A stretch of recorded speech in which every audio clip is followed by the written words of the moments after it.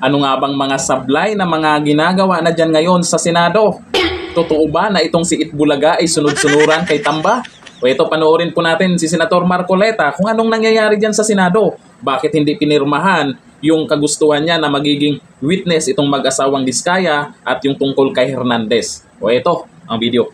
Nila ako ma-interview kasi hindi naman ako talaga nagpapa-interview.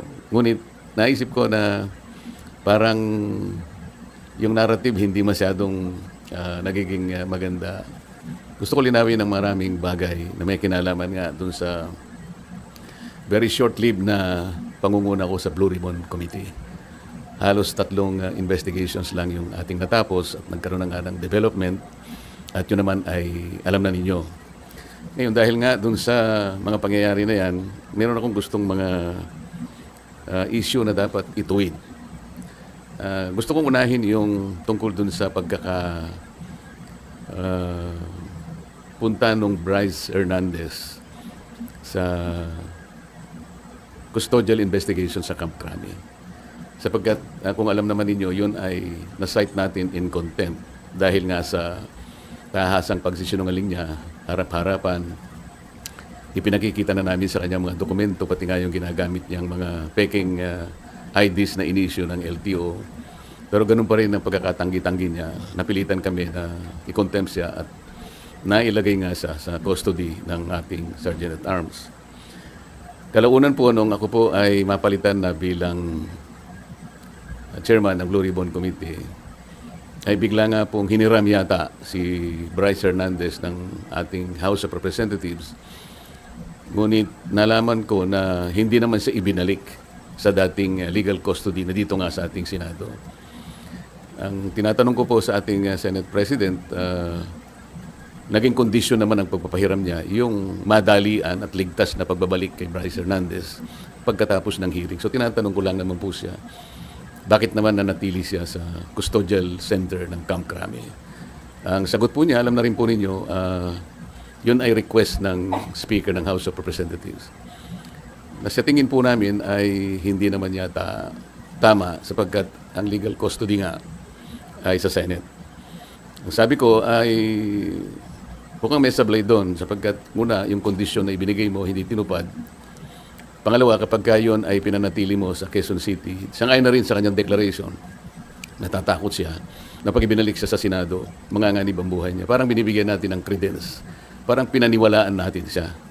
Sa mga kapatid, pagka siya nagsasalita rito sa Senado, parang hindi siya pinaniniwalaan. Pag nagsalita siya sa House of Representatives, tiwalang-tiwala ang kanyang sinasabi, puro totoo. Samantalang, puro kasinungalingan din naman ang kanyang sinabi.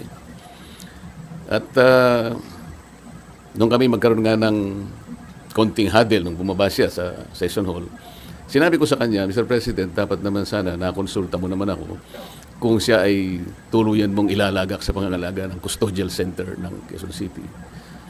Bakit ko naman gagawin? Sabi niya, ako naman ang Senate President. Nakalimutan po niya na meron po tayong tuntunin sa Blue Ribbon Committee. Ito po ay nasa Article 6, Section 6, Paragraph C ng rules ng Blue Ribbon Committee. Kailangan po malaman ninyo.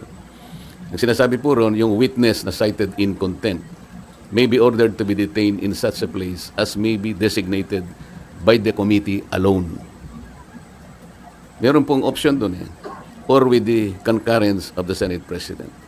Sa mga tweed, yun lamang designated place by the committee alone, sapat na yun Kaya ko sinabi, dapat kinonsulta mo ko. Ngayon lang, ang sabi niya, napalitan ka na Bakit pa kita kukonsultahin? Hindi po Nung kinumit niya sa Quezon City Custodial Center, na-monitor ko sa bilyonaryo at sa ibang mga pahayagan, Inquirer, mga 2:15, 1:30 to 2:15 p.m. ang nakalagay sa mga dyaryo.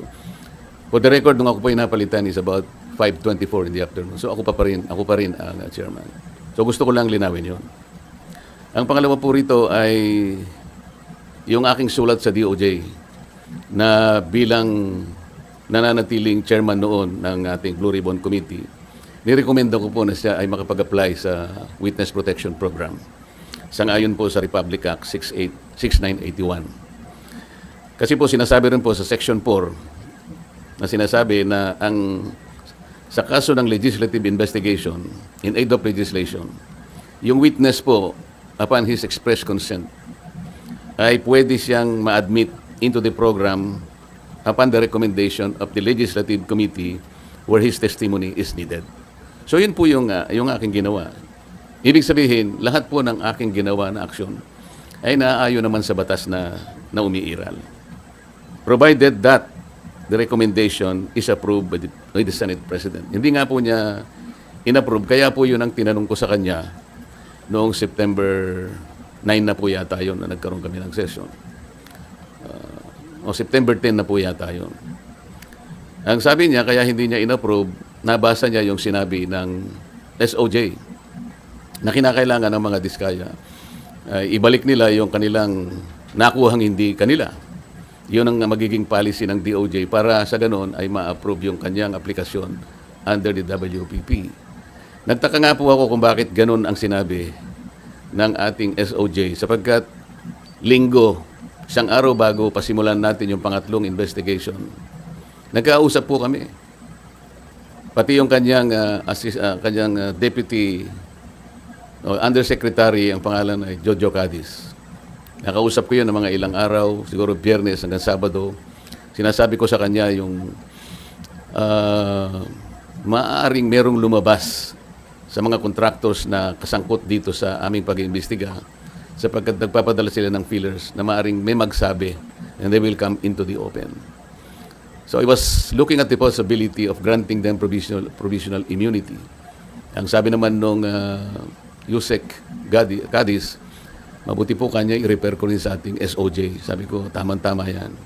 Hanggang sa araw nga ng linggo, nagkausap kami personal. At tahasan niyang sinabi sa akin, pwede yan, sabi niya sa akin. Alam niyo naman, si Secretary Boying Rimulya, matalikong kaibigan niyan, matagal kami nagsama sa House of Representatives. So pinanghawakan ko yung kanyang sinabi sa akin. Alam mo naman kanya, ang Senado ay kabatakan natin yan, lalong-lalo na sinusulong natin yung Whistleblowers Act. Sige, kanya, panindigan natin yan. So matibay po yung aking paniwala, malakas ang aking loob, kaya sumulat nga ako at inirekomenda ko nga na siya mapa sa ilalim itong mag-asawang diskaya sa Witness Protection Program. So ako'y nalulungkot kung bakit ginawa yun. Nagpahayag ng gano'n ang ating Secretary of the Department of Justice. At yun naman ang ginawang basihan ng ating Senate President na hindi nga niya pwedeng pirmahan yung aking sulat.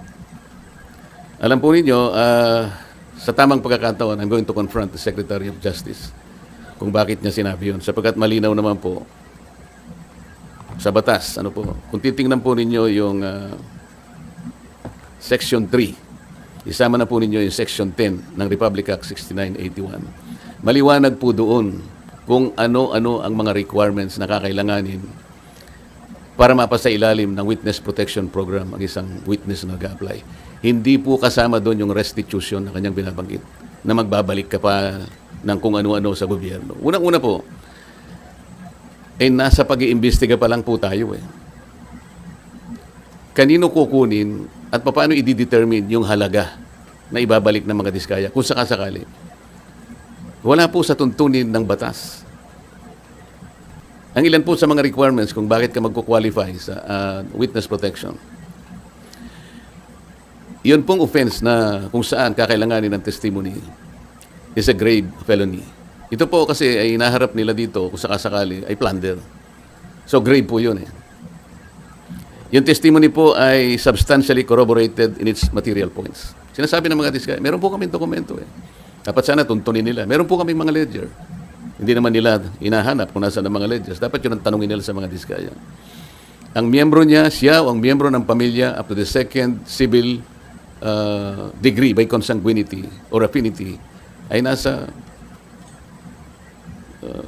threats, tinatakot. Maaari silang mamatay. Maaari silang puwersahin, takutin. Ito po yung mga requirements lang. At hindi siya law enforcement. Sa Section 10 sinasabi rin ang walang ibang direct evidence na maglilink sa mga iba. Kung kakailanganin mo kanyang testimony, isa sa requirement yun. Na sila they are not the most guilty. At hindi pa sila na-convict ng krimen involving moral turpitude. So makikita po ninyo rito, yung restitution na sinasabi ng Secretary of Justice, na yun naman ang pinagbasihan ng Senate President, hindi po kasama sa requirements para lang ikaw ay makapag-apply under the Witness Protection Program. Bakit po bumaligtad ang Secretary of Justice? Ngayon po, sinasabi ni Senate President, nagmamadali daw po ako na mabigyan sila ng Witness Protection Program. Yun po yung sinasabi ng batas. Pag hiningi nila with their consent, sapagkat nanganganib ang buhay niya, hindi ka magmamadali. Ilalagay ko po ba sa kamay ko ang kaligtasan ng mag-asawa na yun? Sila po ay nagkusa, gumawa ng salaysay. At kung malalagay ang kanilang buhay sa alanganin, sa peligro, sa kamatayan, hindi ko hintayin na dumating yun. Gagawin ko yung katungkulan ko sa ilalim ng batas. Kung sinasabi nila nagmamadali ako, maaaring nagmamadali ako sapagkat yun ang kailangan para sila'y mailigtas. Sir, kaya nyo ba siya ini-apply sa protection program? Sa tingin nyo ba, nagsasabi ng totoo yung mag-asawang Diskaya? Kasi may mga observation na parang selective ang kanilang pinangalanan, yung samantalang year 2016 pa, as early as 2016, nag-DDPWH projects na sila, pero parang wala siyang pinangalanan doon sa... Yung tanong mo kung pinaniwalaan ko, sinabi. Kaya that's beside the point. It's not for me to render judgment doon sa kanyang sworn statement. Iyon ang kanyang sworn statement. At sinabi niya roon na nanganganib po yung buhay ko namin dahil sa lumabas po kami na ganito. At bukod doon, bago siya gumawa ng isang sworn statement, minabuti ko para masiguro ko na talagang voluntaryo ang kanyang gagawin. Sabi ko sa emissary niya, pasulatin mo sa akin kahit na handwritten note na talagang voluntaryo niyang gagawin at kung bakit niya gagawin yon. Nasatisfy ako doon sa kanyang sulat. Kaya sabi ko, sige, sabihin niyo sa kanila, gumawa sila ng sworn statement.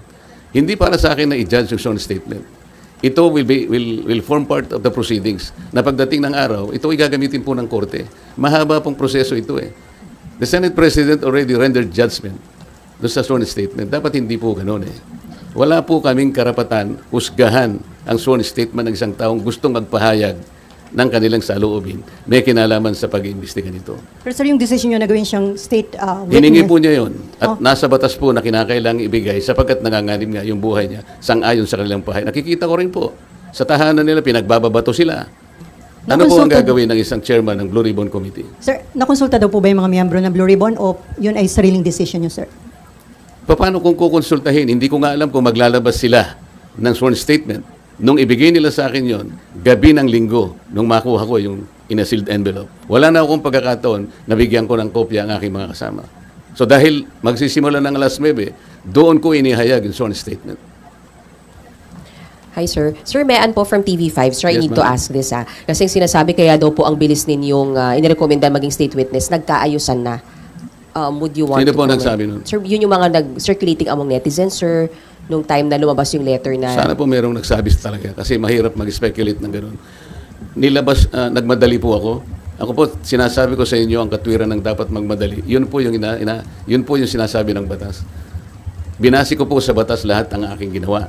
At hiningi po nila at sa aking palagay po ay nanganganib nga sila sapagkat marami silang binanggit na mga pangalan at nakikita ko rin naman kung anong ginagawa ng mga tao sa kanilang sariling tahanan. Hindi po ako pwedeng magbakasakali. Ayokong ilagay sa kamay ko yung kaligtasan nila. Kung hindi ko po ginawa, ako po ang nasisi. Baka iba po ang tanong nyo sa akin ngayong umagang ito. Okay na sana yung investigasyon ni Senator Marcoleta dyan sa Blue Ribbon Committee nitong nakaraan. Yun nga lang, matapos may mabanggit na mga pangalan, naku, kasama pa si Tamba dyan, ay bigla siyang pinalitan. At eto na, yung galawan ni Itbulaga, masyado ng halata. Ito, ayon kay RJ Rosie Jean, sa aming mga simpleng mamamayan, isa lang po ang hiling namin, malaman ang katotohanan. Paano malaman yung katotohanan? Maganda na yung investigasyon, sabay huminto. Umpisa na naman yan sa kung saan mag-umpisa yung mga yan at yung direksyon kung saan mapunta yan. Sabi ni Marco Maco, ganda na sana ng investigasyon, kaso bigla namang pinalitan. Bakit ligtas ang may alam? Yun nga di ba? Maraming nanginayang doon. O sabihin natin na itong si Senator Ping Lacson, marami din siyang alam at magaling din. Magaling nga ba? Yun nga lang kasi yung direksyon, saan mapupunta yan? Baka nakatutok na naman yan sa mga Duterte yan. Yun nga yung mga katanungan Ngayon yung may problema. Bakit umatras pa sa panahon ni dating Pangulong Duterte? Ngayon, akalain mo ang laging humabaha kaagad at ang tagal lumupa ng baha dito sa Metro Manila. Pero ang imbestigahan, Davao City. Hindi ba pwedeng unahin kung saan yung may problema? Bakit tatalon pa sa iba?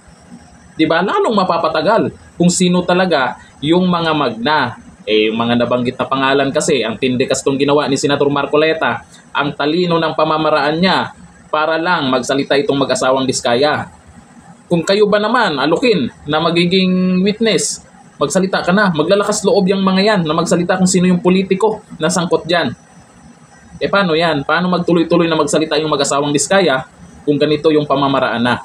Maraming nagtiwala sa isang magaling na abogado na naging chairman dyan sa Blue Ribbon Committee. Tapos papalitan, matalino na ang taong bayan. Alam na ang mga galawan kung sino talaga ang dapat maparusahan. Pero ang nangyari, sabi ng karamihan, may pinagtatakpan. Dito na lang. Thank you. Bye-bye.